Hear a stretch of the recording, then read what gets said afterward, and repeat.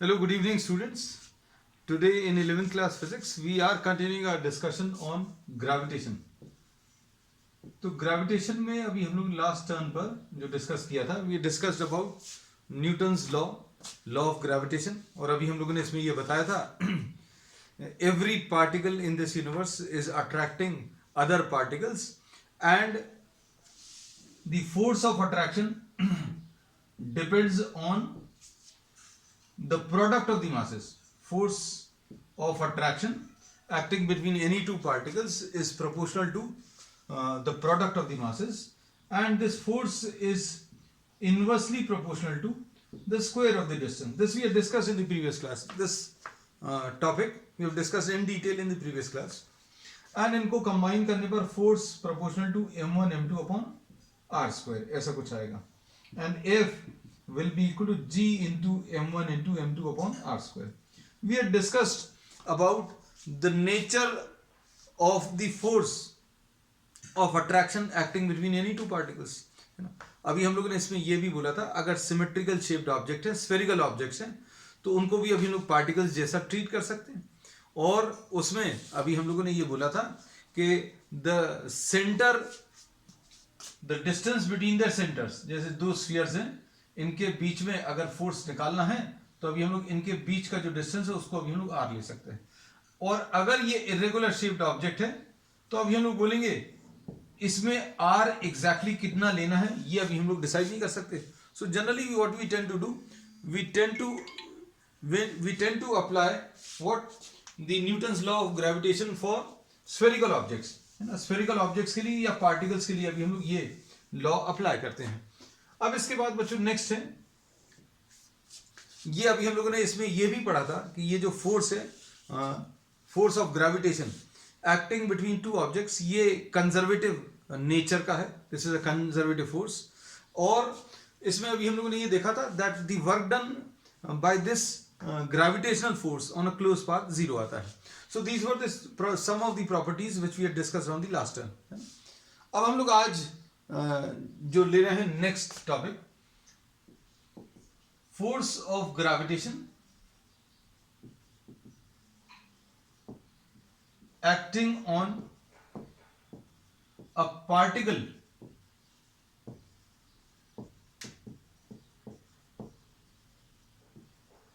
Due to a spherical shell. Suppose आपको कोई एक पार्टिकल दिया हुआ है और ये स्फेरिकल शेल है.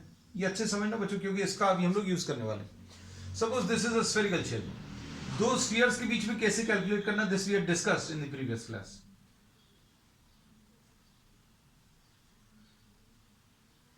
Suppose this is a spherical shell and here you are having a particle. Suppose the mass of the shell is m and mass of the particle small m है. Mass of the particle is small m. Then we say that the force of attraction acting on this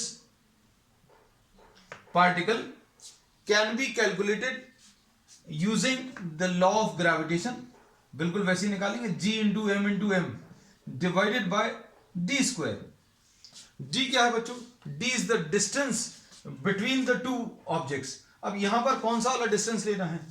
इस shell का ये वाला distance लेना है क्या ये वाला डिस्टेंस लेना है? तो अभी हम लोग इसमें ये कहते हैं कि अगर स्फेरिकल शेल और पार्टिकल के बीच में डिस्टेंस निकालना है तो आप इस स्फेरिकल शेल का जो इंटायर मास है that can be assumed to be lying at a point which lies at the center. Simple है. आप इस पूरे स्फेरिकल शेल के मास को आप कहां पर अज्यूम कर लो? सेंटर पर अज्यूम कर लो और कैलकुलेशंस कर लो. अब इसमें क्या बोलेंगे? This distance is d. तो d इसमें क्या है ये याद रखना. d is the distance between capital M and small m. अब कैपिटल M क्या है बच्चों? Capital M can be assumed. Capital M can be assumed at the center of the shell. हम लोगों ने ये बहुत इंपॉर्टेंट चीज बोली है कि ये जो कैपिटल एम मास है इस शेल का, मास ऑफ द शेल, इसको अभी हम लोग कहां पर अज्यूम कर रहे हैं? We are assuming this to be at the centre of the shell, है ना। अब इसके बाद कैलकुलेशंस कर लीजिए, ये सिंपल है एक चीज। दूसरा, अब अगर ये पॉइंट बच्चों अंदर लाई कर रहा है, ये बहुत इंपॉर्टेंट कॉन्सेप्ट है। अगर कोई स्फेरिकल शेल है, this is a spherical shell and the mass of this shell is m,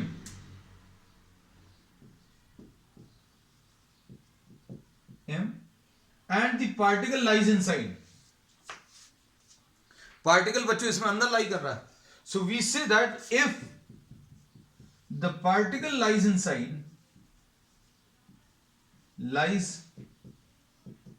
the shell, then the sphere or the spherical shell does not exert any force on the particle. मतलब अगर हम लोग इसके ऊपर force निकालेंगे, अगर ये particle shell के अंदर लाई कर रहा है, अगर ये पार्टिकल शेल के अंदर लाई कर रहा है, तो ये जो शेल है इसको इसके ऊपर कितना फोर्स लगाएगा ये कैलकुलेट करना है ना। तो ये मोस्ट ऑफ द स्टूडेंट्स से गलती हो जाती है, क्या कि भाई ये m है, इसका मास भी कैपिटल M है, तो क्या होगा, बोलेंगे g into m1 into m2 upon D square, और d कितना ले लिया, दोनों के बीच का सॉरी इसका रेडियस ले लिया, तो ऐसा कुछ कैलकुलेशंस कर देते हैं। But we say that if the particle is lying inside, particle अगर शेल के अंदर है तो इनके बीच में कोई भी ग्रेविटेशनल फोर्स नहीं लगेगा, ये याद रखना। ये बच्चों कॉन्सेप्ट अभी हम लोग यूज करेंगे कहां पर, variation of acceleration due to gravity with depth, उसमें ये कॉन्सेप्ट अभी हम लोग यूज करने वाले। तो दो चीजें बताई हैं हमने, बोला force of gravitation acting on a particle due to a spherical shell, अगर निकालना है तो आप स्फेरिकल शेल का पूरा मास सेंटर पर अज्यूम कर लेना। अगर ये पार्टिकल बाहर लाई कर रहा है, if this particle is lying outside, then the entire mass of the shell can be assumed to be lying at the centre. Then calculate the distance, calculate the force acting between these two, इन दोनों के बीच में फिर force निकाल देना। पूरे spherical shell का मास सेंटर पर अज्यूम कर लो और फिर फोर्स कैलकुलेट कर लो। फोर्स कैलकुलेट करने के लिए वही फार्मूला यूज करेंगे, Gm1m2 अपॉन r स्क्वायर। और अगर अंदर लाई कर रहा है तो ये भी याद रखना, if the particle is lying inside, then we say that this shell will not exert any gravitational force of attraction on this particle. ये जो spherical shell है, ये इसके ऊपर किसी भी टाइप का कोई force of attraction अप्लाई नहीं करेगा। That means the net force on this particle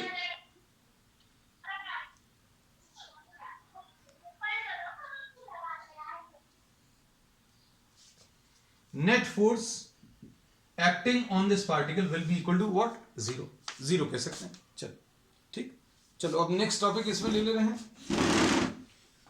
next topic क्या है? ग्रेविटी।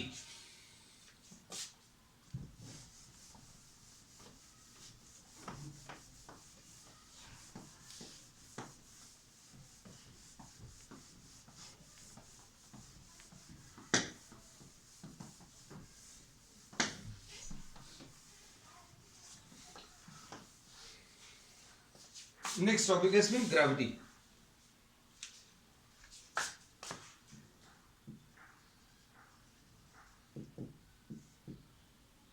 इसको अभी हम लोग ऐसा नाम दे दे रहे हैं, ग्रेविटी और ग्रेविटेशन।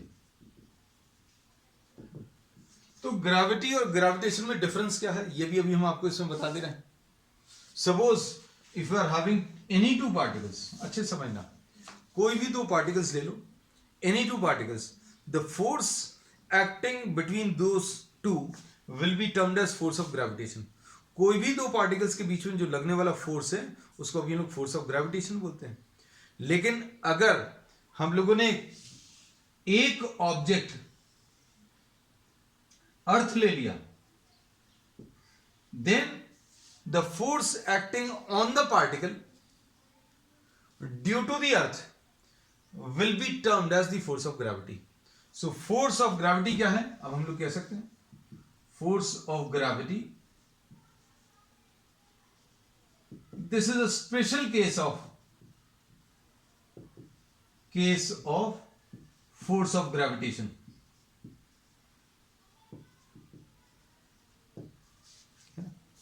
कैसा है, इसको ऐसा लिखेंगे,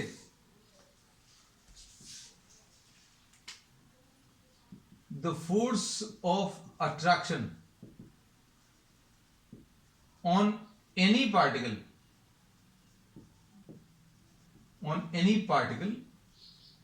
due to earth is termed as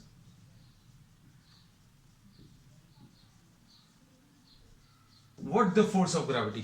इसको बच्चों अभी हम लोग क्या बोलने वाले, फोर्स ऑफ ग्रेविटी. अब इसमें सुनना ध्यान से, अगर अब इसको हम एक एग्जांपल से क्लियर कर दे रहे हैं. Suppose if you are having, this is the earth surface, ये अर्थ सरफेस है, अर्थ सरफेस के ऊपर रखे हुए दो पार्टिकल्स हैं. These are two particles which are placed on the earth surface. These may be two objects, any two objects, दो buildings हो सकती हैं. These may be two pens, these may be two books. ये दो particles हैं. इनके बीच में जो फोर्स लगेगा, हम थोड़ा सा दूर बना दे रहे हैं बच्चों इसको, इनके बीच में जो फोर्स लगेगा, this is force of gravitation. Force of gravitation, this is what, the force of gravitation.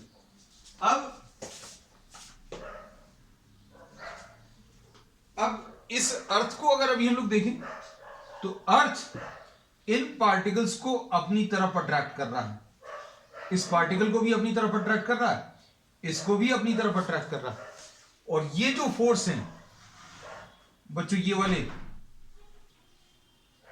ये फोर्स ऑफ ग्रेविटी है.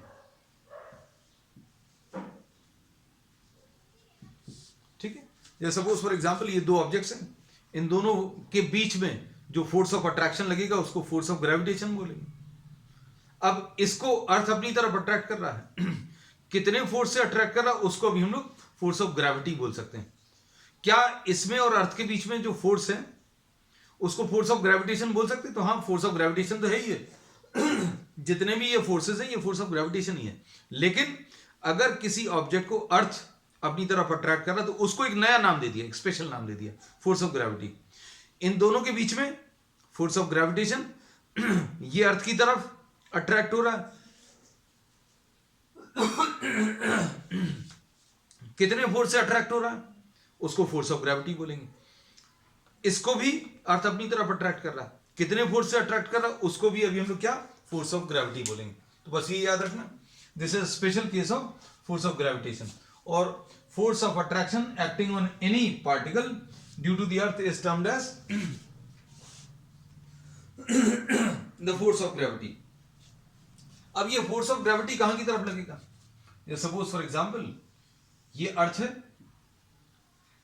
अर्थ का पूरा मास अभी हम लोग कहां पर अज्यूम कर सकते हैं? यहां कहीं पर अज्यूम कर सकते हैं. Suppose this is the mass of the earth and this is the pen. Suppose this is the object और द पार्टिकल. अब ये अर्थ की तरफ अट्रैक्ट होगा और कहां की तरफ अट्रैक्ट होगा? जहां पर अर्थ का मास है, और अर्थ का मास कहां पर है? सेंटर पे. तो अभी हम लोग क्या कहते हैं? Force of gravity always acts towards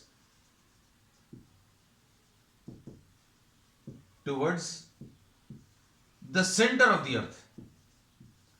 तो इसका डायरेक्शन भी लिख लेना, ये भी इंपॉर्टेंट है कि फोर्स ऑफ ग्रेविटी का जो डायरेक्शन है ये कहां की तरफ लगेगा?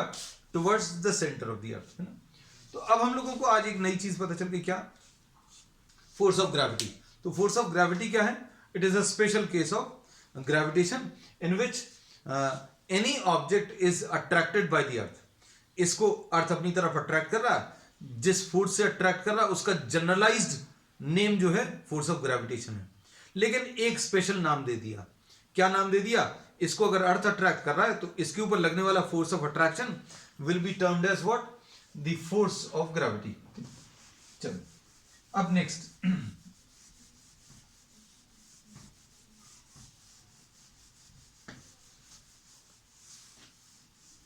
तो ग्रेविटी और ग्रेविटेशन का अभी हम लोगों ने इसमें क्या किया है, we have made a comparison, है ना।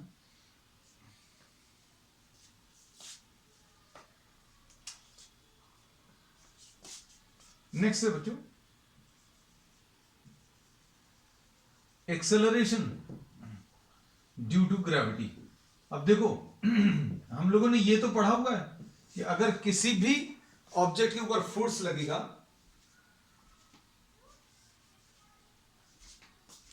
किसी भी ऑब्जेक्ट के ऊपर अगर फोर्स लगेगा तो उसके ऊपर एक एक्सेलरेशन आएगा। तो अब हम लोगों को यह पता चल गया कि इसको अर्थ अपनी तरफ अट्रैक्ट कर रहा है, तो क्या होगा, अगर अर्थ इसको अपनी तरफ अट्रैक्ट कर रहा है तो इसके ऊपर एक एक्सेलरेशन आएगा, और एक्सेलरेशन जो आएगा उसको अभी हम लोगों ने नाम दे दिया एक्सेलरेशन ड्यू टू ग्रेविटी, है ना। तो अब हम लोग इसमें ये बोलते हैं the acceleration produced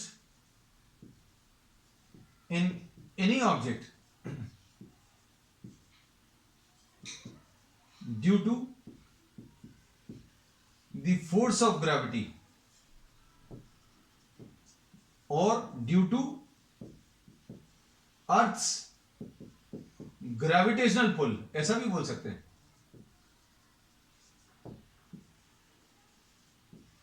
is termed as acceleration due to gravity. इसको अभी हम लोग एक्सेलरेशन ड्यू टू ग्रेविटी बोल सकते हैं। अब इसमें suppose you are having an object of mass m, suppose ये कोई एक ऑब्जेक्ट है जिसका मास m है and this is placed on the earth surface. इसको अभी हम लोगों ने कहां पर, अर्थ सरफेस के ऊपर रखा हुआ है। अब क्या होगा, इसके ऊपर एक फोर्स लगेगा towards the centre of the अर्थ। हम लोगों ने बोला दो पार्टिकल्स के बीच में लगने वाला force of attraction force of gravitation कहलाता है, और ये कैसे निकालते हैं, G into m1 into m2 divided by r square, ऐसे निकालते हैं, G into m1 into m2 divided by r square. अब हम लोगों ने क्या किया बच्चों, ये जो दो पार्टिकल्स हैं उन दो पार्टिकल्स की जगह एक पार्टिकल तो ये m आ गया, दूसरा क्या है, अर्थ है, इस पूरे को दूसरा पार्टिकल मान लिया। एक पार्टिकल ये है, दूसरा पार्टिकल बच्चों, इस पूरे को अभी हम लोग कहां पर अज्यूम कर सकते हैं, the entire mass of the earth can be assume to be at the centre. पूरे अर्थ का मास अभी हम लोग कहां पर, सेंटर पर मान सकते हैं। और इन दोनों के बीच का डिस्टेंस बच्चों, अगर अर्थ का मास यहां पर ले लिया, पार्टिकल यहां कहीं पर रखा हुआ है, तो इन दोनों के बीच में जो डिस्टेंस है वो रेडियस ऑफ द अर्थ के बराबर आएगा। इन दोनों के बीच का जो डिस्टेंस है बच्चों वो किसके बराबर, रेडियस ऑफ द अर्थ के बराबर आएगा, है ना।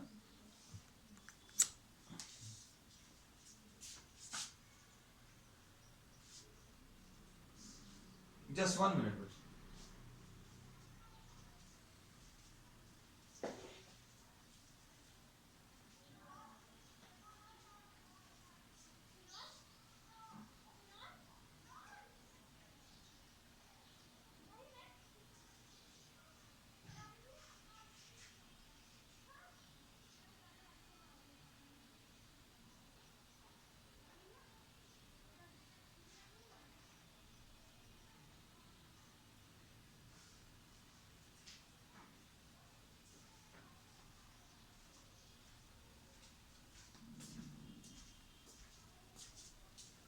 अब इसमें बच्चों अभी हम लोगों ने क्या बोला कि, जस्ट 1 सेकेंड,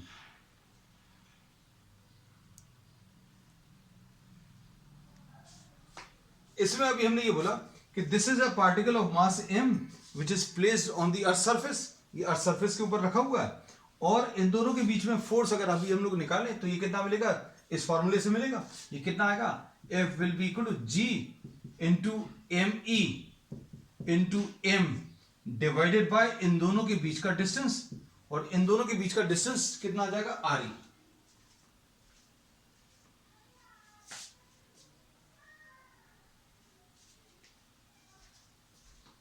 ठीक, ये फोर्स ऑफ ग्रेविटी आ जाएगा। This is what the force of gravity, है ना। अब इसमें देखना, ये फोर्स ऑफ ग्रेविटी अभी हम लोगों ने कैलकुलेट कर लिया। अब इस पेन की अगर बात करें तो इस पेन का अर्थ के कारण जो ग्रेविटेशनल पुल है वो इस फॉर्मूले से मिलेगा, और इसको नाम अभी हम लोगों ने फोर्स ऑफ ग्रेविटी बोल दिया।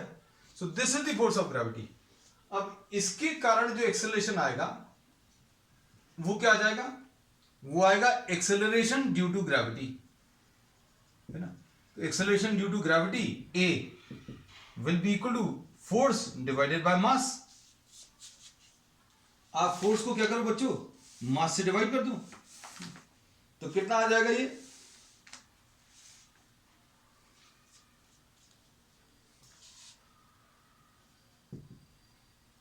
इसको अभी हम लोग जी बोल दे रहे हैं। फोर्स की वैल्यू कितनी है, G M E M divided by R E square, और एम से डिवाइड कर दिया तो एम ई आ गया। तो ये acceleration due to gravity G M E upon R E square, ऐसा कुछ आ जाएगा।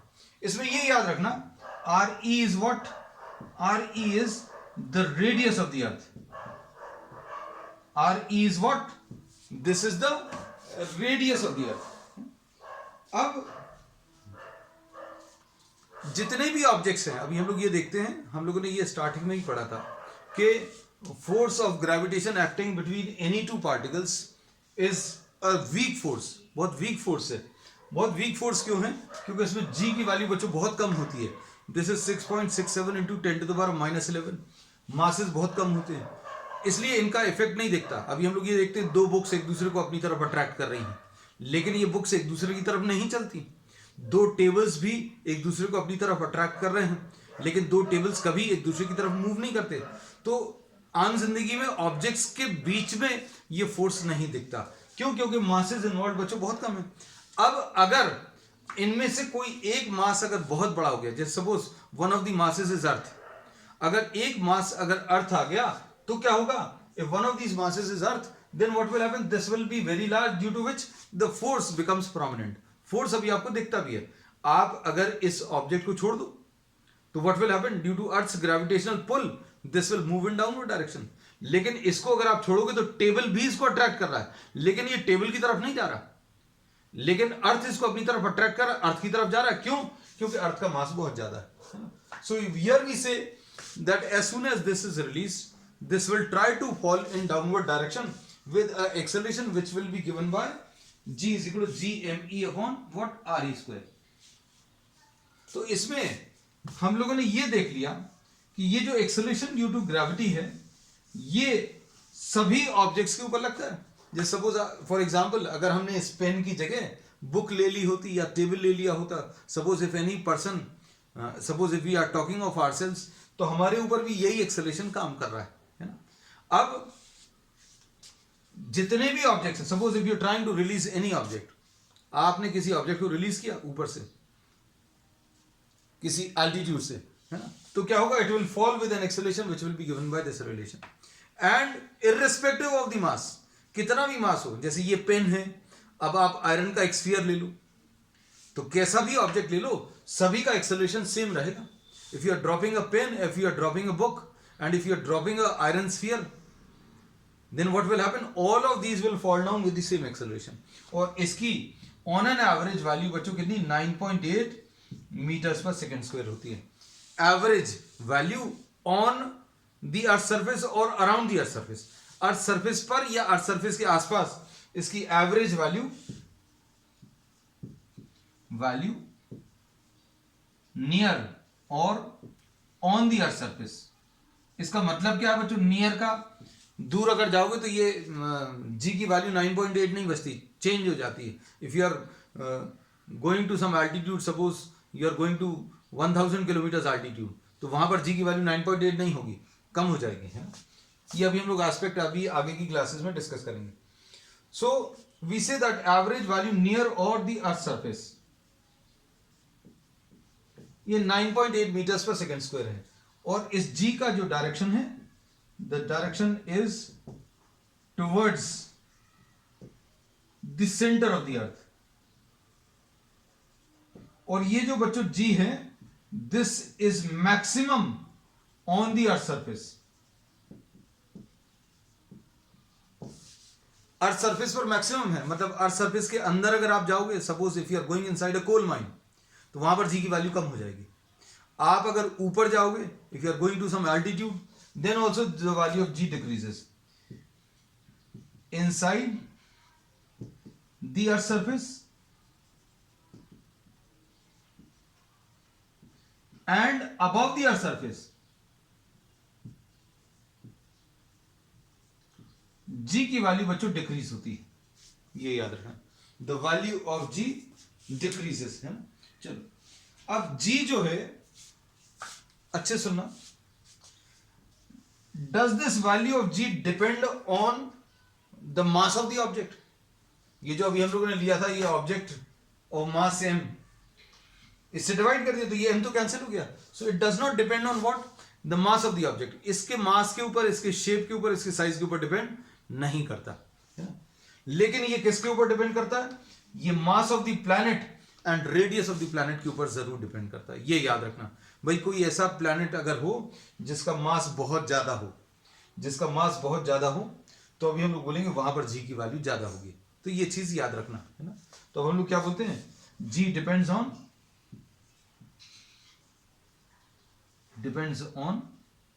The mass of the planet, mass and radius of the planet. Mass and radius of the planet के ऊपर डिपेंड करता है, ठीक है। इनफैक्ट वी से दैट, अच्छे सुनना बच्चों,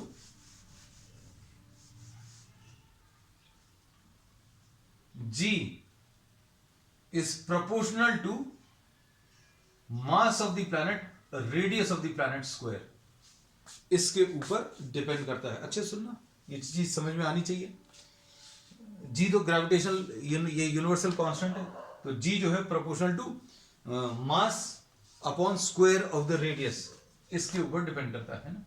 अब इसमें एक चीज और अभी हम लोग कह सकते हैं क्या, कि जी को अगर आपने ऐसा लिखा, कैसा, density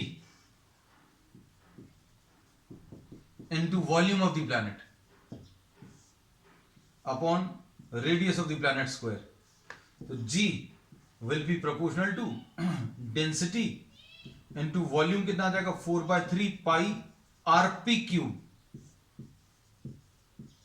radius of the planet. हमने कैलकुलेशन सारे अर्थ के लिए किए हैं, लेकिन जनरलाइज करके अभी हम किसी भी प्लैनेट के लिए ये पी लिख दिया है।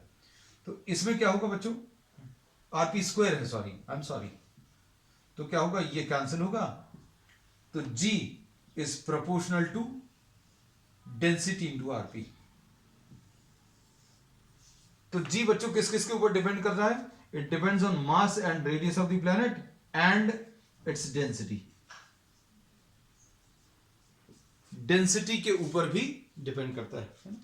तो और भी बच्चों इसमें बहुत सारे फैक्टर्स हैं जिन पर ये जी डिपेंड करता है, वो अभी हम लोग नेक्स्ट टर्न पर डिस्कस करेंगे। आज अभी हम लोग सिर्फ ये सीखा क्या, कि what is force of gravity, and force of gravity is what, it is the force acting on any object due to the earth. The gravitational pull exerted by the earth on any object is termed as the force of gravity. और इसके कारण जो acceleration generate होगा उसको भी हम लोग acceleration due to gravity बोलते हैं। तो आज के लिए इतना ही। Will continue with the same topic on the next time. That's all for today.